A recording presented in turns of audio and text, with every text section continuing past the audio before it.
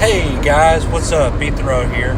Real quick before we get to the spoiler review for Avengers Endgame, I just wanted to go ahead and give a couple shout outs for the people who inspired me to start this channel and really get it going and everything like that.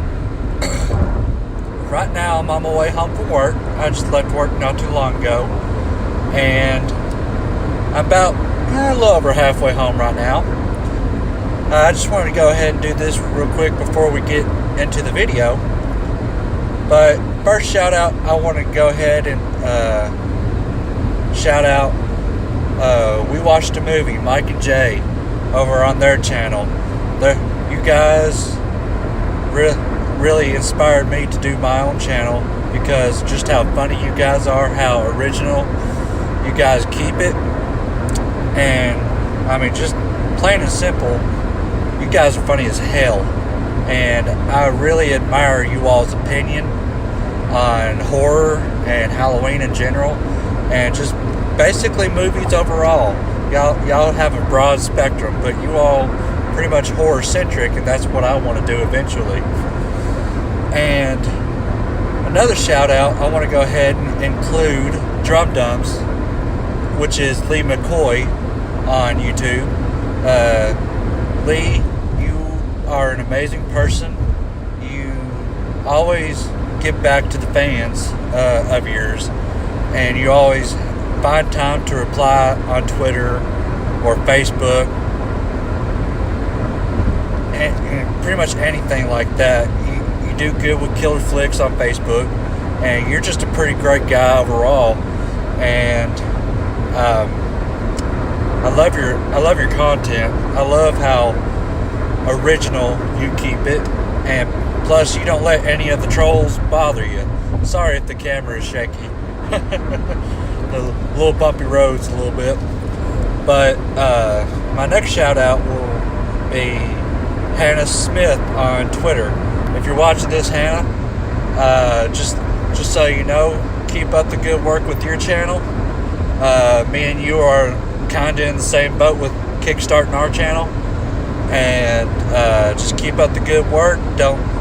Just stay true to you, and good things will follow. And lastly but not least, I want to shout out my mama, my madre, Cheryl Scott. She's not on YouTube or anything like that, but just the way she's supported me starting my channel and everything like that, really, it means a lot to me, honestly. Mama, if you're watching, which I know you will be, I just want to let you know I love you very much. And I remember just the other day I asked you, what do you think about me starting this channel? She said, well, you could be doing crystal meth, so I think you're doing all right. So I count that as a win. But anyways, those are the shout outs that I wanted to include. If any of y'all are watching, just know you all really inspire me to get this channel going and really try to put out content for everyone to love and just be original. That's what I plan on doing for you guys, and I hope you can admire that and respect that. But anyways, I'm about to put down my phone and really pay attention to the road here, even though it's empty, but you never know. And I'll put down my phone real quick. It'll be about 10 minutes before I get home. Be about 5 seconds for y'all. Foreshadowing. But anyways, I'll talk to you guys soon.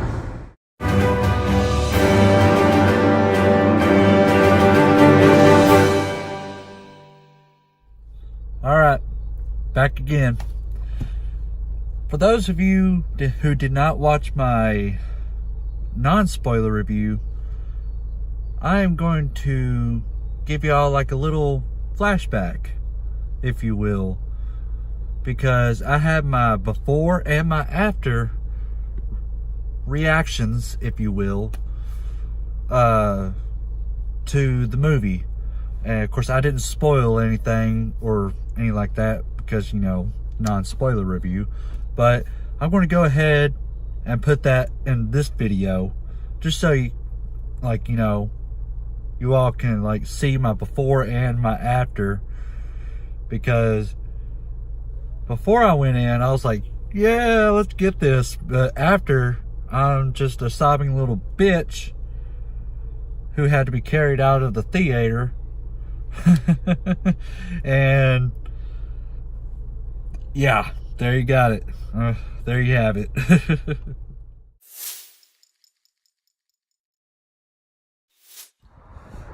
Alright guys, Ethan Rowe here, going in to see Avengers Endgame. So, pray for me. I'm going with my mama. Wave hi, mama. Mother, son, day, as you call it. But we're going to go see Avengers Endgame.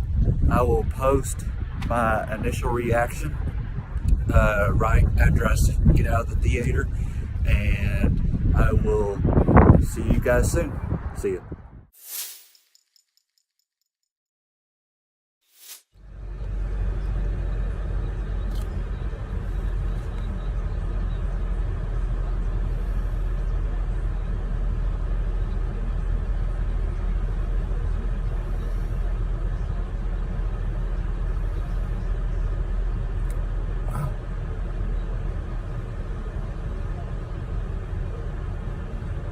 Wow.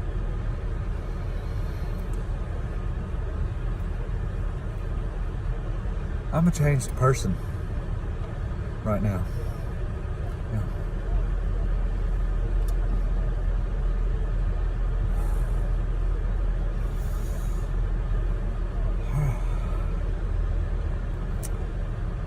All right.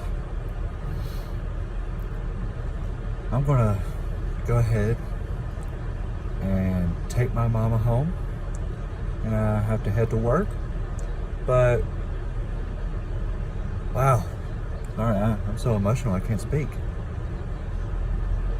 I'm gonna take my mama home, I'm gonna head to work, and I'll give y'all my non-spoiler review as soon as I get to work, so I can gather my thoughts real quick. Just wanted to show y'all my initial reaction. Wow. Son of a bitch. Son of a bitch. All right. Now that you've seen my before and my after, again, for those who have watched it, but for those who have not watched my non-spoiler review, now you've seen my reactions to it, to the movie. And now, for the moment I've all been waiting for. And I'm sure for some of you that have been waiting for my spoiler review. And I'm sorry I didn't get it out sooner. I had to work all weekend, and you know, time just gets away from me sometimes. But no matter, better late than never. Here we are. Finally, this is the 22nd movie into the MCU. This completely wraps up phase 3, or is it, excuse me, or is it Spider-Man Far From Home that's going to wrap up phase 3? Someone let me know down in the comments if Endgame was the end of phase 3 or Spider-Man Far From Home is what completes it. But excuse me, very burpy tonight. But anyways, Avengers Endgame. There is a lot. I mean, right from the get-go, it starts with Hawkeye, Clint. He is with his family on like a little picnic day or whatever. And also, I love the opening shot of the movie. It was, you know, it's just the wide angle of him teaching his daughter how to shoot a bow, like a bow and arrow. And that's just a beautiful shot. It's like the lighting in it, and like it's just the coloring of that shot, and plus, you know, like the background, everything like that. It's just a beautiful scenery. But I also love how the Russo brothers played, like, you know, played continuities in this part right here. Sorry, I'm jumbling my words. There's just so much to talk about. But the continuity in this, and especially in this opening scene with Clint, he still had his I guess house arrest bracelet on his ankle right here. Sorry, I motioned for my ankle, but you can't see my ankles. But anyways, he still had his house arrest brace on his ankles, and that's from the events from Captain America: Civil War, where he sided with Captain America and that fallout. He took a deal. That's why he wasn't in Infinity War, but that pays off here in Avengers Endgame. But it starts out literally moments right before the snap in Infinity War, and it's just a nice, lovely day. Clint is happy. He's content with his settled down life. He's officially retired. And then he turned his back for 1 second, and the next thing you know, we're all dusted. And the acting by Jeremy Renner in this scene, pretty much all throughout the movie, but this scene alone, my God, I'm just getting chills just thinking about it. But I couldn't imagine losing my family just out of the blue like that. I mean, you can really sympathize with that panic that he is having in that scene. And then, boom, Marvel logo drops. And you're just like, well, shit. I gotta relive Infinity War all over again. Now let's go back. Let's continue on. All right. But picks up pretty much, I think, where Tony Stark is in space. Him and Nebula. And I think it's been 21 days after the snap, after the decimation is what it's called. And food and supplies and all the other necessities that you need to survive are running very low. And they're stranded. The ship is breaking down. Tony is dying very quickly. And the special effects to make Tony Stark look all skinny and just sickly looking was done very, very well. I was very surprised on how they made him look. And cut to the message that he's sending Pepper Potts back on Earth. He doesn't know that if she survived or anything like that, but he had to cling to that hope that she did survive the snap. And that's just really emotional right there. And he's like, he's losing hope, but just in case if Pepper did survive, he didn't want her to go without,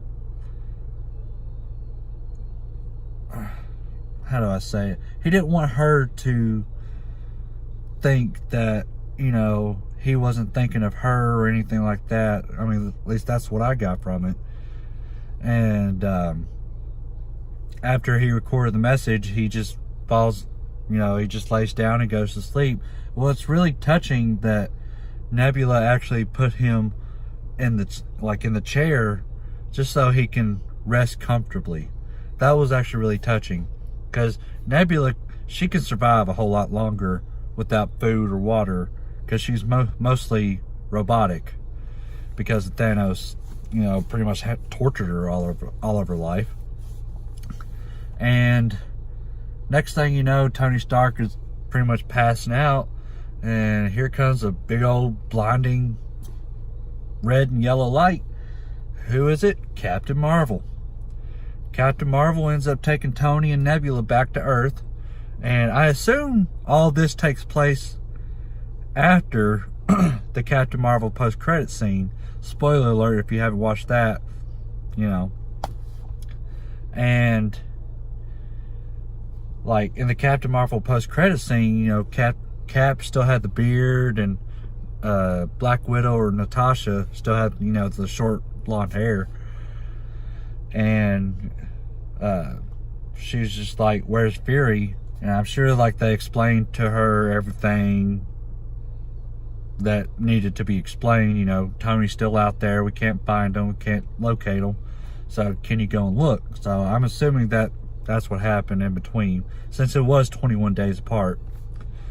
But flash forward to Earth, it was really touching whenever Tony came out of the ship for the very first time and reunited with Cap. And he just, first thing he says, like, I lost a kid.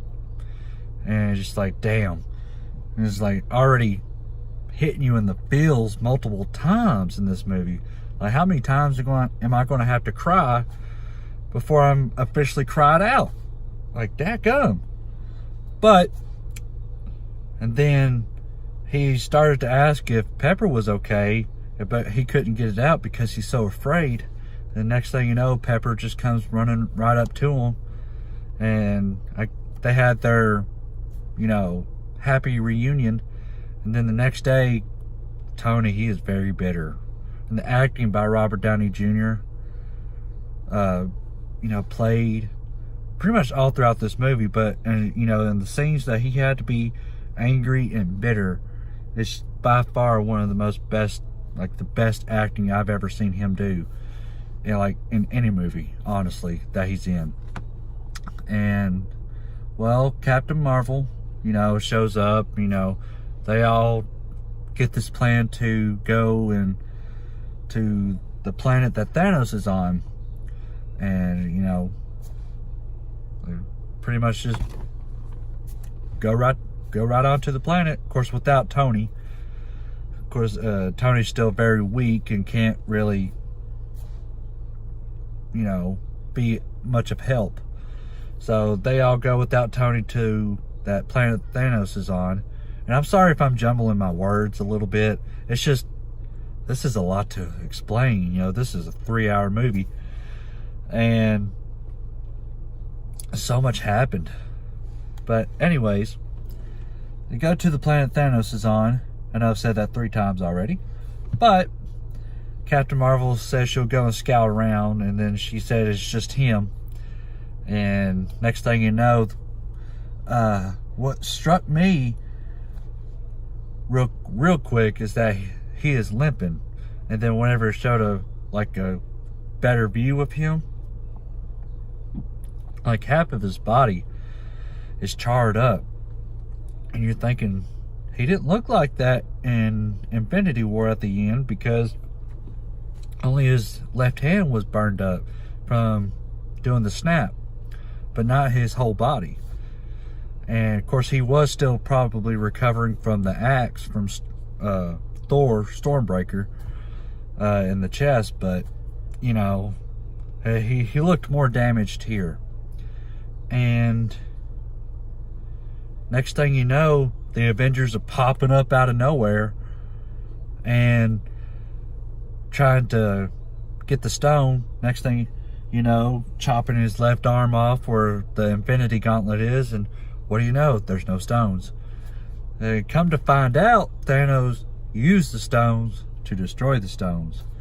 So when you think of it, that is actually a very smart idea if you're a very sadistic individual. But whenever he says, I am inevitable, and then Thor out of nowhere just chops his head off, I'm like, what the fuck? It's like, whoa, where are we going from here? And Thor, you could just tell he's so messed up from failing. And he just says very solemnly, I went for the head. And he just walks out. And then that's when the screen cuts black. Boom, 5 years later. And I like how it played on the screen. It says 5 years later. And it picks up. Forgive me, I'm still trying to really remember. There was a lot to process, and I've only seen it one time. That was on Friday. But I think it picks up at the Avengers compound, and Black Widow is talking to, I believe, Rhodey, Captain Marvel, Okoye, Black Panther's bodyguard, and Rocket, and like on a hologram type deal, about, like, you know, what their jobs and how things are going. And once all that like that meeting was over, Rhodey still stayed online, and said he found Clint. He's killing all these cartel guys in Tokyo. And just that acting by Scarlett Johansson right there, you know, she's eating like a peanut butter jelly sandwich, and she's just, you could tell she's tearing up, but she is trying her best not to cry. And it's like, you couldn't help but, you know, to feel that for her. And it's just, that's by far really, really great acting. There's a lot of great acting in this movie alone. And everyone went all in for this movie. And it's like, it just left me speechless. And you could tell in everything, in every scene, everyone was going all in. And I love it. I love it. Love it. But anyways, after that, I believe it went, I think, of course, if flash forward, and, you know, Captain America comes in, you know, they have, they like go back and forth, you know, and it shows Captain America at like some type of support group, you know, like, well, what do we do now that we're gone? I believe that was that poster in that little room there. And, you know, everyone's just still in grieving and, you know, trying to move on. It's just, it looks like it's pretty much post-apocalyptic, but, you know, life still goes on. Well, 50% of life, it still goes on. And then flash forward, we go to Ant-Man. Like, what are the odds that a rat turns on the van, where the quantum van? I'm really not for sure what that is called. Someone let me know in the comments, please. But the rat turns it on, and that helps Scott get out of the quantum realm. And of course, he doesn't know what's going on. You know, he's at a loss for words. And, you know, just walking around the city, he's like, what the hell happened here? And he comes across like this memorial, like big old walls of names that were called, like, it was called the Vanished. And it was a big list of names on every single, I guess you could say, wall or big block, if you will. I can't find the right word for it right now. But, and he's looking to see if any of his loved ones, especially Cassie, his daughter, is on that list. And he finds that his name was on that list. So he went back home, and then he's ringing the doorbell, just seeing if anybody is home. And who comes to the door? Cassie. But she is 5 years older, and she hasn't seen her dad in 5 years. She thought that he vanished along with everybody else. And that,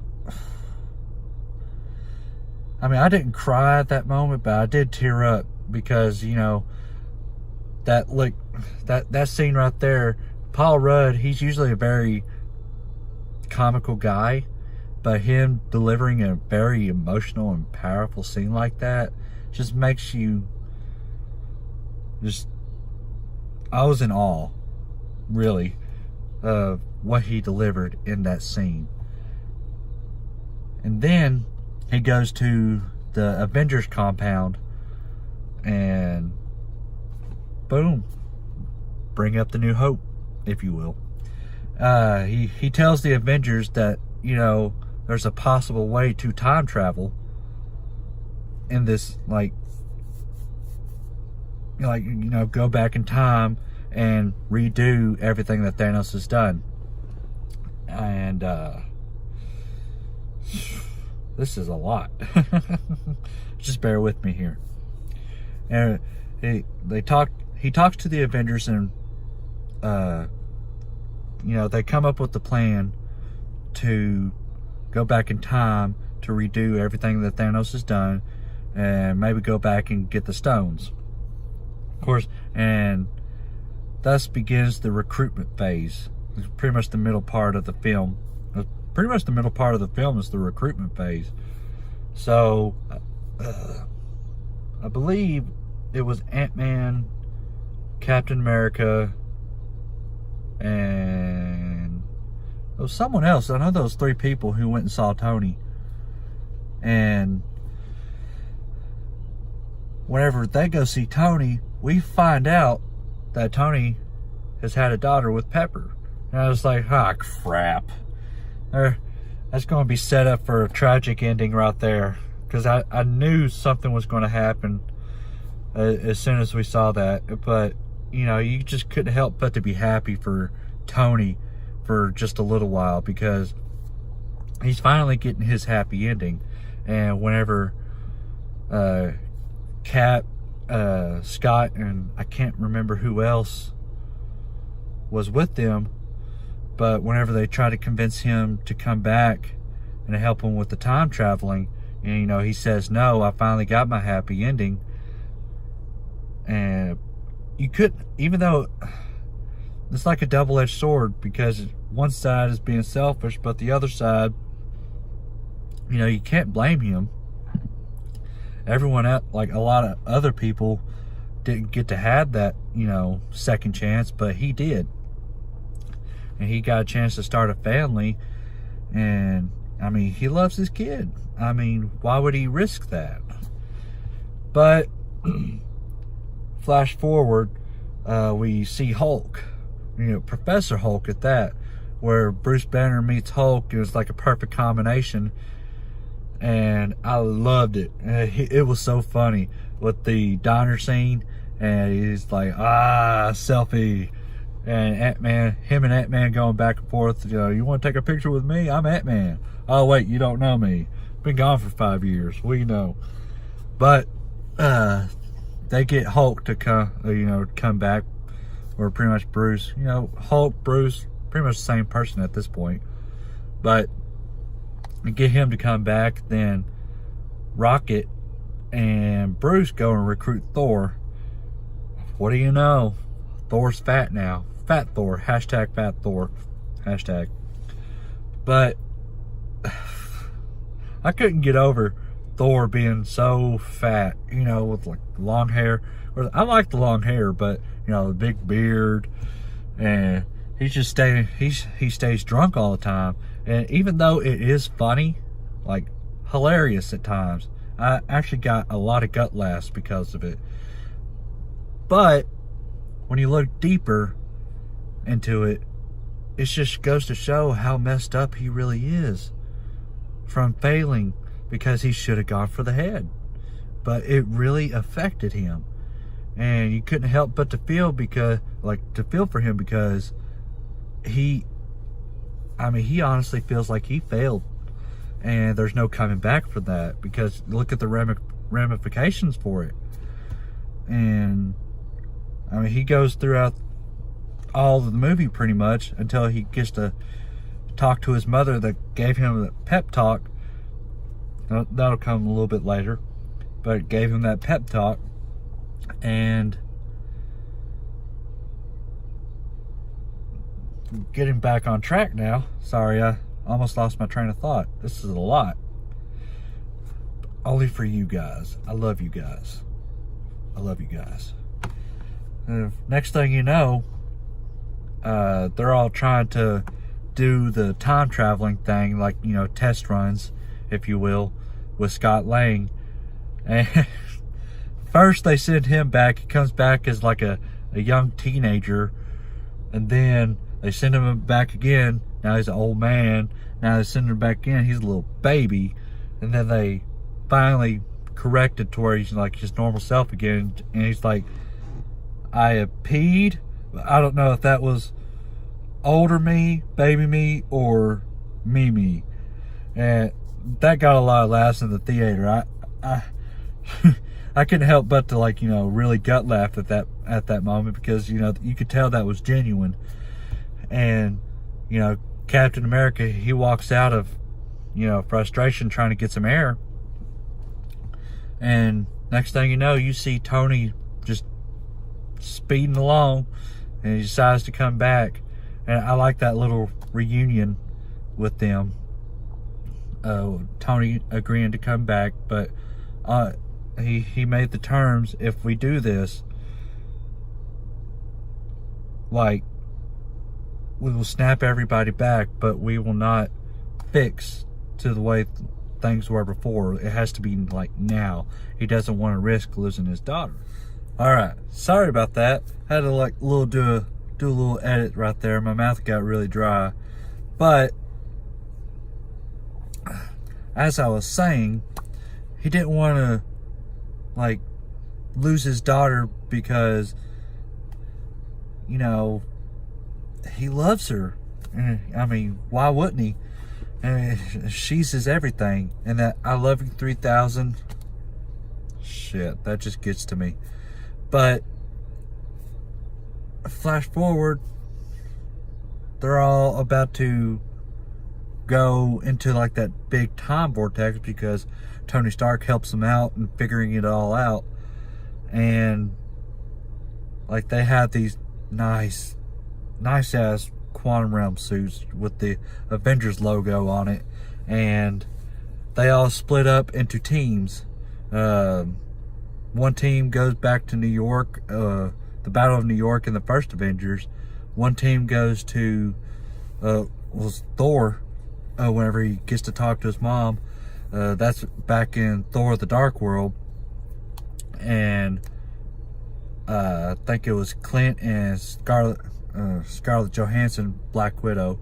I don't know why I keep mixing up Scarlet Witch and Black Widow, but they go to Vormir. And this was all back in time, at different points in time, you know, 2012, 2013, and 2014. They went to all, like, get all the stones. And I think it was Cap, Tony, Bruce, and Ant-Man went to New York. Thor and Rocket went to Asgard, and just like I said, Clint and Natasha went to Vormir to get the stones. And at New York,